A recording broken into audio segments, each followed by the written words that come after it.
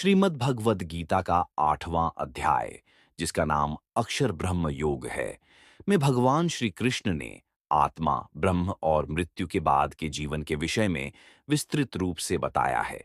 इस अध्याय में भगवान ने अर्जुन को अक्षर ब्रह्म की महिमा, आत्मा के शाश्वत स्वरूप और योग के माध्यम से परमात्मा के साथ एकता प्राप्त करने का मार्ग बताया है। प्रश्न और उत्तर। अर्जुन ने भगवान से पूछा कि जो व्यक्ति निरंतर अपने कर्मों में संलग्न नहीं है और जो परमात्मा के ध्यान में स्थित नहीं है, वह आत्मा का ज्ञान प्राप्त करने के बाद और मृत्यु के बाद कहाँ जाता है? साथ ही जो व्यक्ति केवल निराकार ब्रह्म का ध्यान करता है, उसका क्या होता है? अक्षर ब्रह्म की महिमा।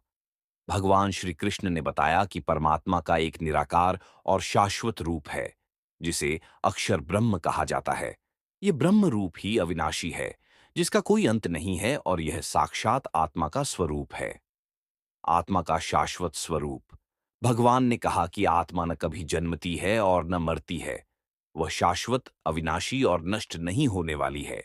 जब शरीर समाप्त होता है, तो आत्मा अन्य शरीर में प्रवेश करती है, और यह प्रक्रिया निरंतर चलती रहती है।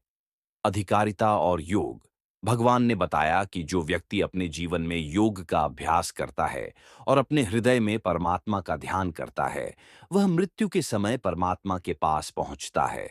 इसीलिए जीवन के हर क्षण में भगवान के ध्यान में रहना महत्वपूर्ण है। मृत्यु के समय परमात्मा का स्मरण। भगवान ने कहा कि जो व्यक्ति मृत्यु के समय अक्षर ब्रह्म का स्मरण करता है और उसे अपने हृदय में बसा लेता है, वह सीधे परम धाम, भगवान का निवास स्थान, चला जाता है, जहां से वह फिर कभी जन्म नहीं लेता। योग के प्रकार। भगवान ने बताया कि योग के कई प्रकार होते हैं: कर्म योग, भक्ति योग, ज्ञान योग और ध्यान योग। लेकिन परमात्मा का ध्यान और उनका स्मरण सबसे महत्वपूर्ण है।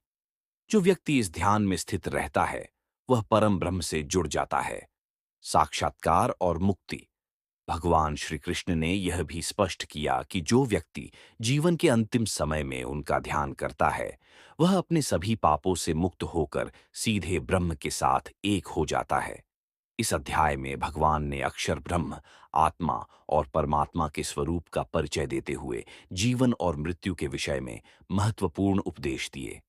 यह अध्याय मानव जीवन के उच्चतम उद्देश्य, आत्मा की शाश्वतता और परमात्मा के साथ एकता की प्राप्ति के बारे में गहरी शिक्षाएं प्रदान करता है।